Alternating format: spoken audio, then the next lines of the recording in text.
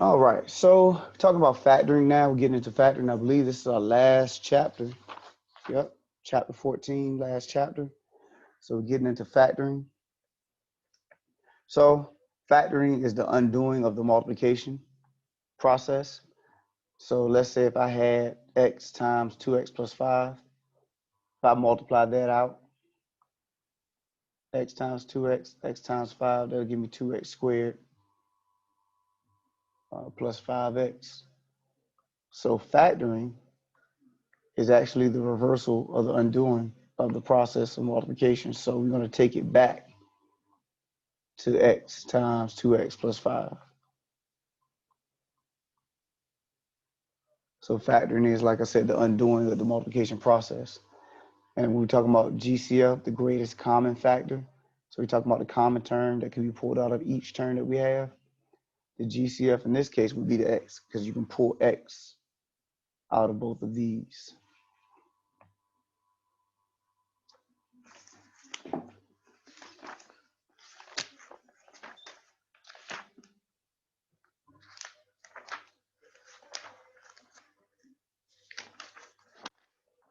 All right, so let's see how we're going to do that. So let's say if I have these three numbers and we want to identify the greatest common factor. Yeah, they do that. Okay. So we're going to take each number and break it down to our prime factorizations. We have 40, 52, and 32. So what I did was broke them down by using the trees to say what two numbers will give me 40. 4 times 10. And I break down 4. It's 2 times 2. Break down 10, 2 times 5. So I break it down till they cannot be broken down any further. Same thing with 52. What two numbers will give me 52 is 2 times 26. Can't break down 2, but I can break down 26 into 2 times 13.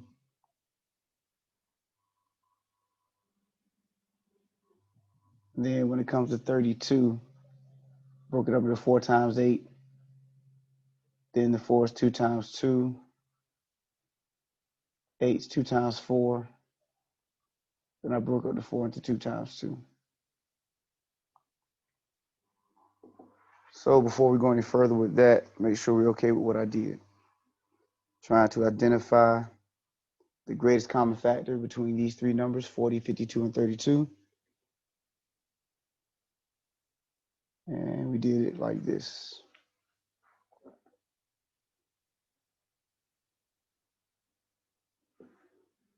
All right.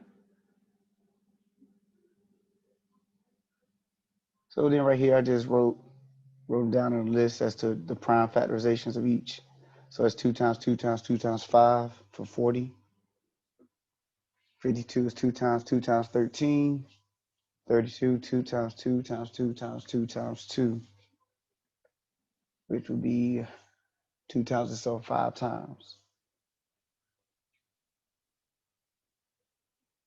And so here in the purple, the GCF will be all numbers or variables that each have in common.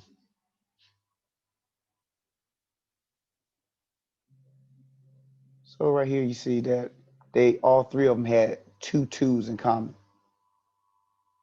So that's the GCF. So that means 2 times 2 would be 4. So 4 is the largest number that they have in common.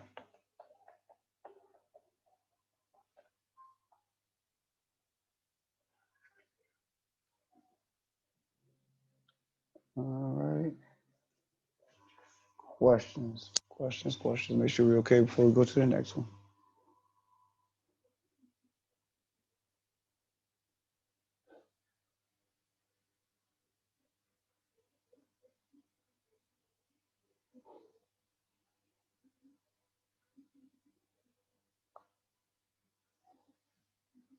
All right. Next one, 28mn and 24m cubed n. So we can do 28 and 24 the same way. And if I scroll up and you still copying, please let me know.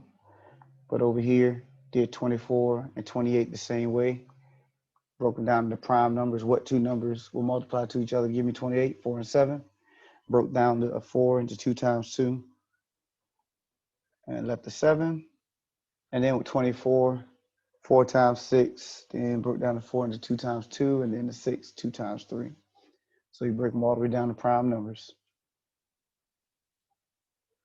And then ask yourself, what do they have in common? See that we have 2 2s, 1 M, and 1 N that they have in common.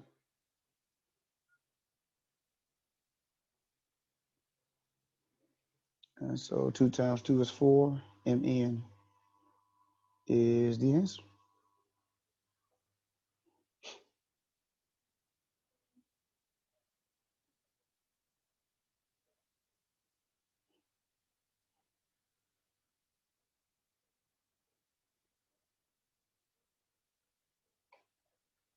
All right, everybody good? Everybody good? Any questions?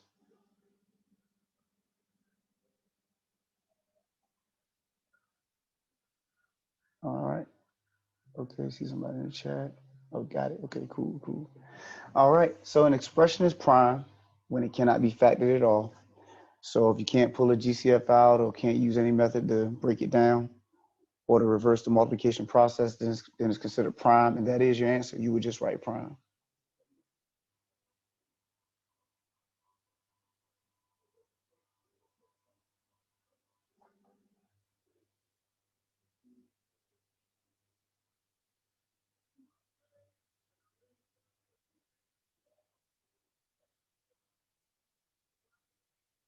All right. So here we have an expression, 12r cubed minus 18r squared minus 30r, and we want to factor out the GCF. We want to factor out the greatest common factor. So right above it, oh, let me put that back. Right above it, I wrote down 12 is 2 times 6, 18 is 3 times 6, 30 is 5 times 6. So I know I can pull a 6 out of each number. And then when I look at each term, we see that we have an R involved with each term. 12 has 3 R's, R's cubed. 18 has 2 R's, which is R squared, and 30 has 1 R. So at the most you can pull out is 1 R. You can't pull out more than what you have. You can pull 1 R out of each one of the terms. All right, so before we go any further, is everybody okay with that thought process? All right, so found out that 6R is the GCF. We pull that out to the front. Now what goes into parentheses is what's left from these three terms. All right, so if you take 6 out of 12, you're left with that 2.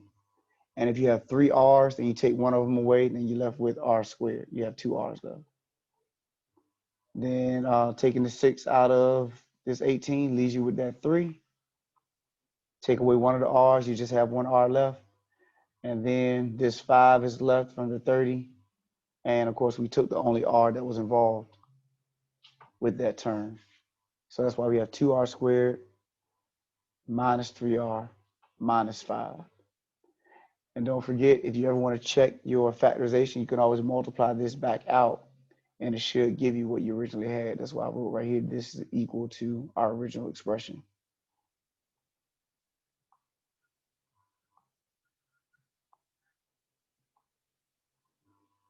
All right, questions before we do another one?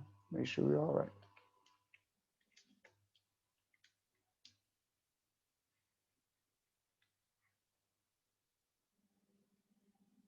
All right.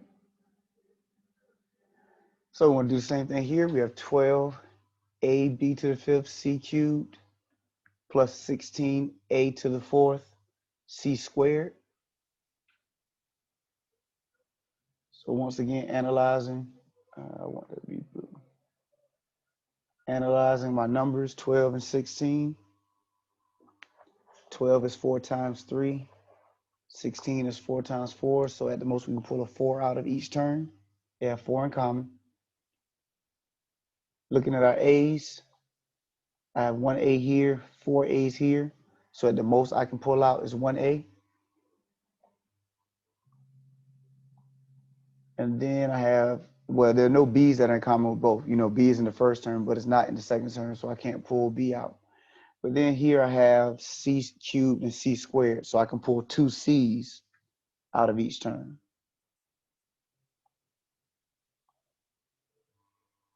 All right, so that's why I have 4AC squared.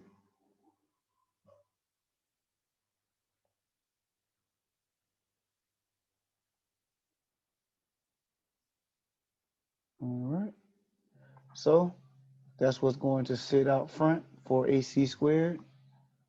Then what's left will go into parentheses. So I took the 4 from the 12, that left me with 3.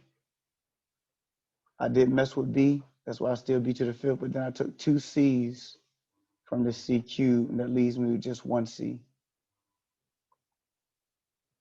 16 is 4 times 4, so I took one of those 4s, and it left me with the 4. And I took one A from this A to the 4th, that's why I have A cubed. Then I took both of those C's, you know, that's what C squared is out front. So there's no C's left to put in that last term. So we have 4A cubed.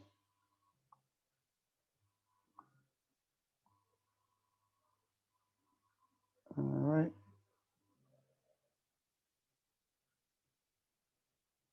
Yep. So we decided that the GCF is 4AC squared. So that goes right here. So then what is left from this term will go right here. So when we talk about 12 is 4 times 3, so I took the 4 and brought it out front. I was left here with the 3. All I'm taking as far as letters are concerned is AC squared, so that B to the 5th is still here. All right. I took the A that's sitting out front, and then out of this C cubed, I took 2 of the C's, so that's why 1 C is left right here.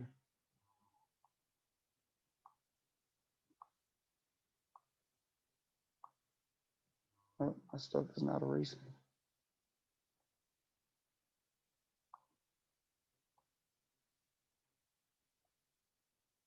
All right. So then for the next term, I have two 4s right there. 16 is 4 times 4. If I take one of the 4s and bring it out front, that leaves me with a 4 right here. All right. And then looking here, I'm taking 1A from this, so that leaves me with 3 A's, A cubed.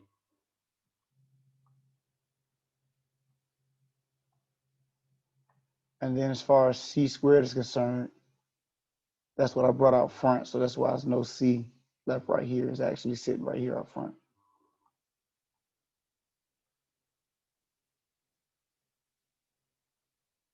Okay. All right, make sure we're good. And of course, you know, when you get used to doing the process, you know, you're not going through all, you're just doing it. The more you do it, you know, the less it becomes a process, and you just see, okay, what can I pull out of each term? But you know, it just comes with practice. Not a problem, not a problem. All right, so the next one tells us specifically, I'm gonna erase this just to make sure we're good. Tells us specifically what they want us to factor out. Say they want us to factor out -1. So we're going to take that negative and bring it out front. Normally you don't write -1. All you write is the negative sign. So that's what I did here. So I bring the negative out front. And all that does is that whatever is left in the parentheses, it changes all of their signs. So now I have positive 5t to the second minus 3t minus 4. So all of the signs are now opposite. And once again, don't forget that when I distribute this back out, it will give me my -5, +3, and +4. But if you pull it to the front, it will have the opposite signs inside the parentheses.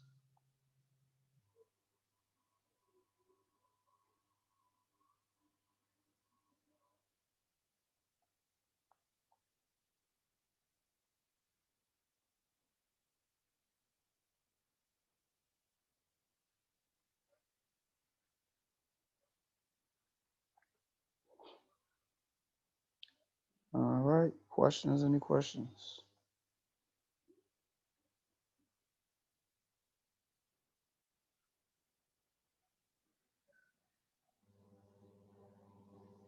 All right, same thing here. That negative one, pull the negative one to the front or the negative to the front. And then inside the parentheses are just the opposite signs of each one of our terms. So now we have negative 7x to the fifth plus 8x cubed minus 3x squared plus 9 that are inside the parentheses.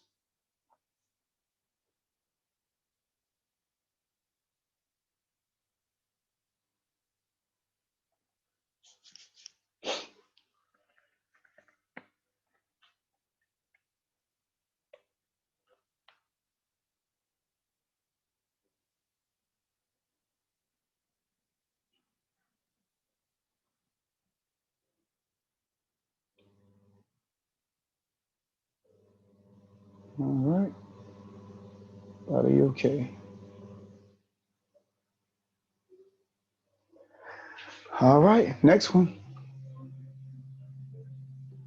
They give us 9a to the fourth b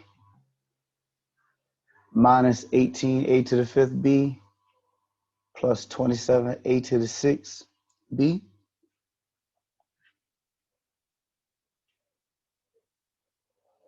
So 9 is in our first term.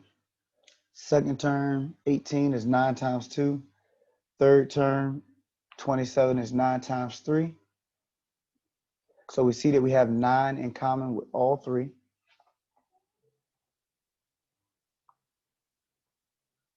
All right. Then also we see that we have a to the fourth, a to the fifth, a to the sixth, 4 a's, 5 a's, and 6 a's. So at the most we can pull out from each one is the 4 a's. So that's why I have a to the fourth right here.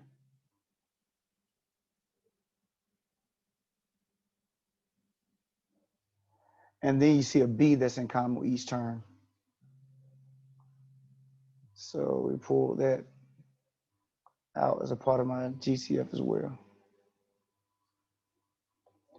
So GCF is 9a to the fourth b.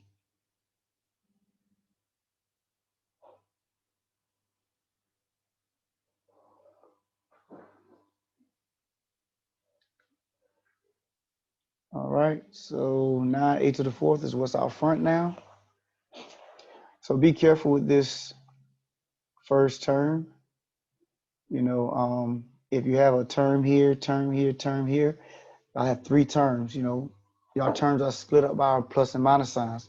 So if I have 3 terms here, then I need 3 terms inside of my parentheses as well. So that first term is the whole GCF. That's 9a to the fourth. So you need to have a 1 left there in that spot to represent the 9a to the fourth b. So that when I do my distribution, 9a to the 4 times b will give 9 to the 9a to the 4 b times 1, excuse me, will give me this first term right here. So once again, this 1 has to be here to represent that. And then when you go back and do distribution, you'll be able to get all 3 of your terms. So a lot of people forget this 1 right here, so be careful. If the GCF is one of your terms, you do need to leave a 1 there in that place. Okay. Then here, if you take the 9 out of the 18, you're left with 2. We took the B and 4 of the A's, so that's why you're left with 1A with that 2. Take 9 out of 27, you're left with 3. And take 4 of the A's and that B, and that leaves you with just A squared, 2 A's.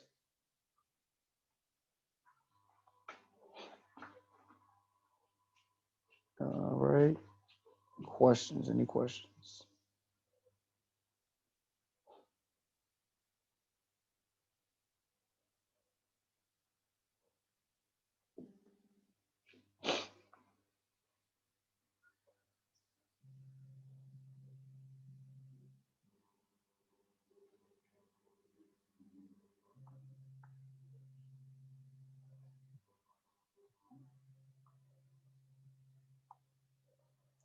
All right, 15y cubed plus 12y to the fourth. Same type of deal.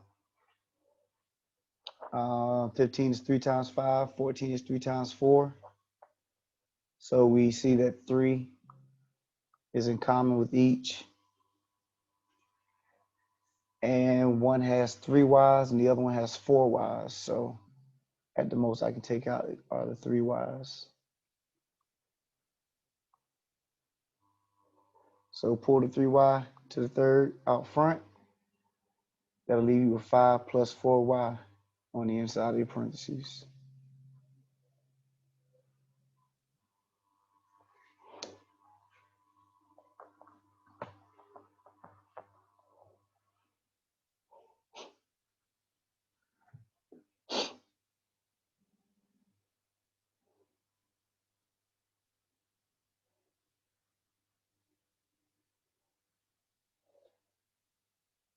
Any questions?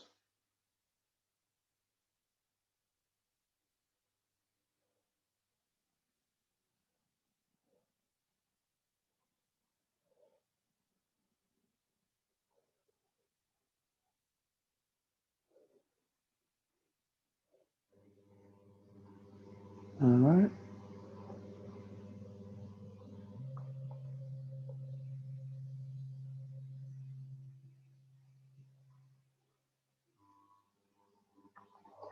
All right, next one. Let's say they tell us to factor out -3.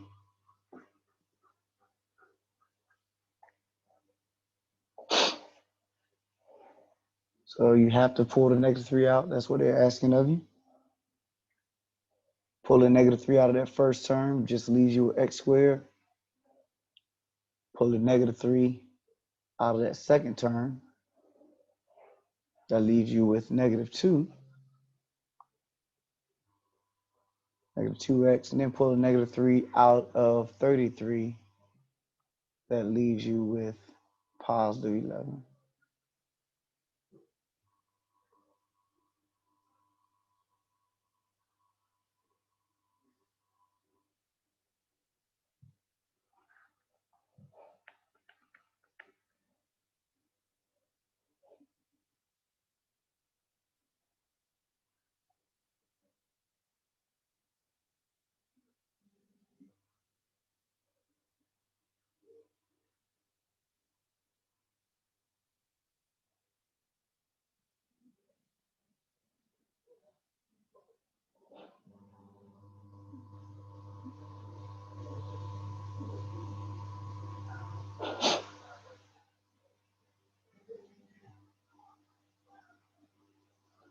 All right. So now this one right here is going to segue us into the next process. And so before we look at that, just want to make sure we're clear on what we're doing. So if I had 2w y minus 5y, and I'm over here, I see that I have y that's in common with both. I'll bring the y out front, and that'll leave me with 2w minus 5 in our parentheses. You know, what was left was 2w minus 5. So the same thought process goes on here. I have 2w times x plus 3 minus 5 times x plus 3. So what I recognize, I have x plus 3 that's in common with both. I bring those out front, or I bring that out front, and that leaves me with 2w minus 5 left in our parentheses.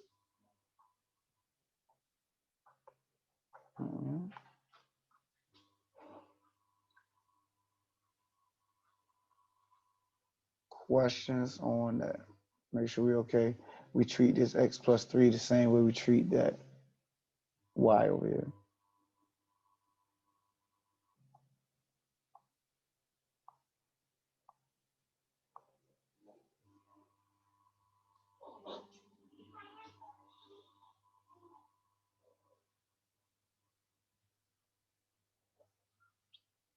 All right.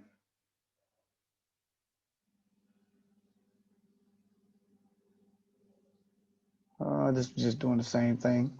X squared plus 4 is in common with both. bring that out front, then you're left with 6 plus y in the parentheses. So the same thought process, same concept.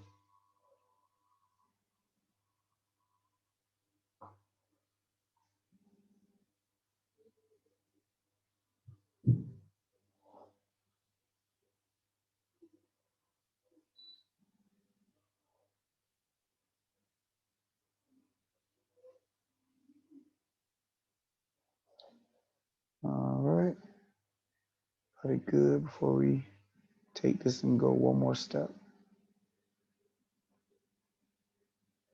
All right, so the last thing out of this section, factoring by grouping, and you use that when you have 4 or more terms.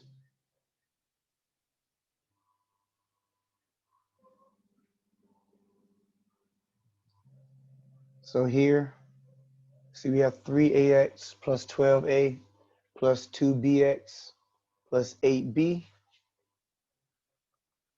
So we have 4 terms here. It's called factoring by grouping because what we're going to do is group together the first 2 terms and then group together the second 2 terms. Now, when you go about doing this, on your own, let's say in another class, really, because for the most part, this is going to be okay. We're just doing first 2 and second 2. But let's just say if you get into a higher level of math, it is possible to group together first 2 and second 2 and it not work. But then when you rearrange your terms, it will work. For the most part, in this class, first 2, second 2 is going to work for us. But just throwing that out there for future classes, just because it doesn't work doing first 2, second 2, you can rearrange your terms and then it will work. So it is possible. So what we do at this moment, we factor out the GCF.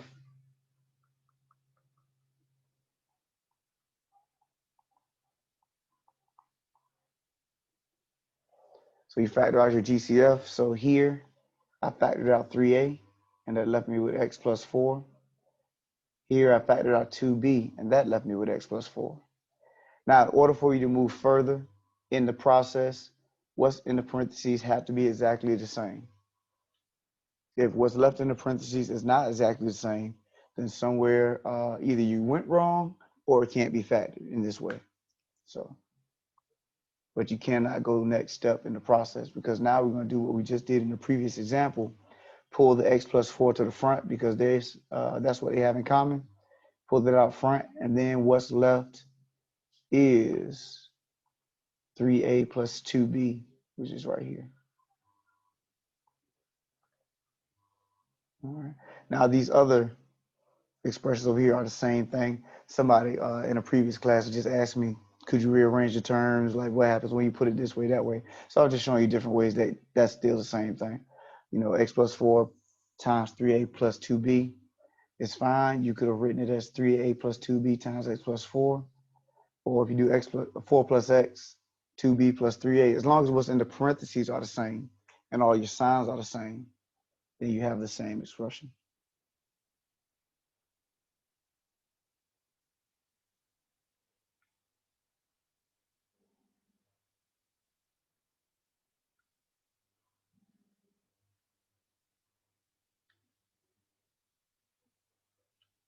All right, questions? Any questions?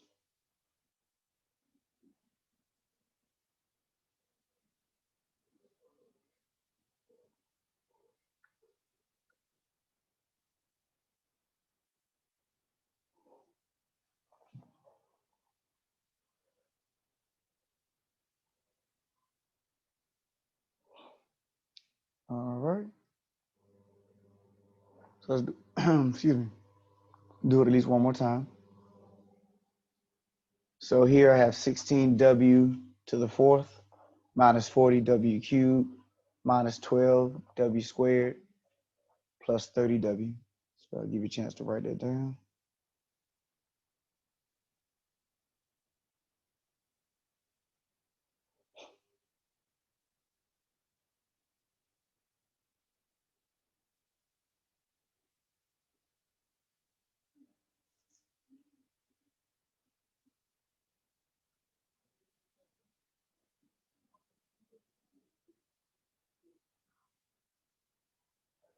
All right. So we want to factor by group, and we have 4 terms. Be careful here. That's why I put an arrow on this negative sign. make sure it is included as a part of your inside of the parentheses, attached to the 12w. That negative needs to be attached and stay attached to 12w squared, or you're going to change the value of your expression. So that's why that negative sign, that minus sign, is still on the inside of the parentheses because it's attached. Now, it's still on the inside, but it is on the inside of the parentheses because it is attached to that 12w squared. All right. So from there, we factor out a GCF. I took 8w cubed from the first set of parentheses. And then on the second set, I factored out negative 6w. Remember, your goal is to get 2w minus 5. If you just pulled out 6w, then you would have been left with negative 2w plus 5. And then you would have saw that my signs are opposite, so I need to pull out a negative. So that's why we pulled out that negative 6 instead of just pulling out positive 6. All right, make sure we're good.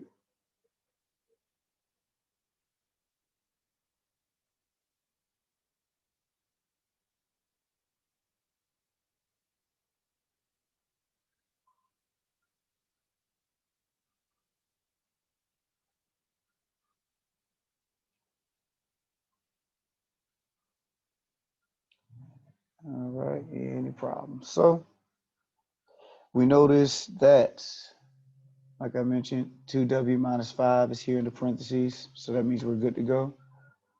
Pull that out front. Then that leaves me with 8w minus 6w in our parentheses. Now we're almost finished. You have to be careful here because we look at this second set of parentheses, 8w cubed minus 6w. There's a 2w that can be pulled out of each. So you're always going to be asked to factor completely. So you always want to make sure you go and reevaluate your expressions, make sure that there's nothing else that can be factored out. So what we're going to do from this point forward is to always check for GCFs. There you go, right there. That's what I meant to write. Always look for GCFs first. So we factored out the GCF right here, which is 2w, and that left me with 4w squared minus 3. And normally GCFs, you put them in the very, very front, so that's why I did that. So that is the answer. And we're always going to look from this point forward to factor out your GCF first. And so if we would have, and I'll pull it back up, but if we were to factor out a GCF here initially, then we would not have had to do it right here. So we're going to always look to factor out the GCF first.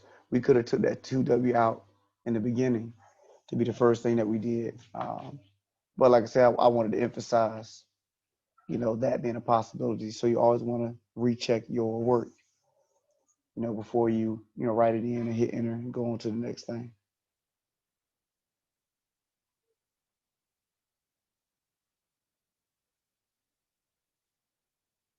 All right, questions.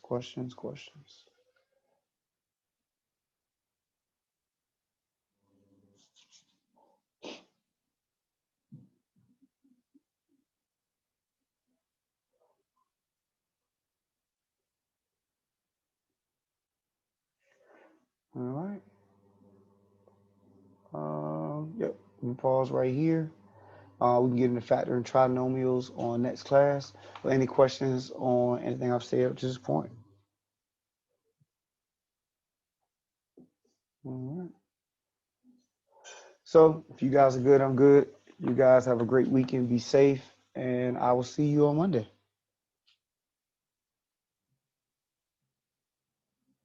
All right. Thank you. All right, everybody, take care.